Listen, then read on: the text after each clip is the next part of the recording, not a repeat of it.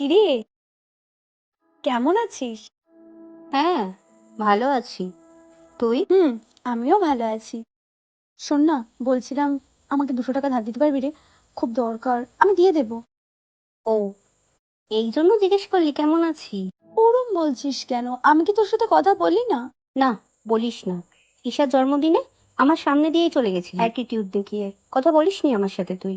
In fact তুই অনেকদিনই আমার সাথে কথা বলিসনি, শুধুমাত্র প্রয়োজন পড়লে তোর আমার কথা মনে পড়ে। বাবা, 200 টাকা চেয়েছি বলে এত কথা শোনাচ্ছিস? এই আমাদের বন্ধুত্ব? বন্ধুত্ব?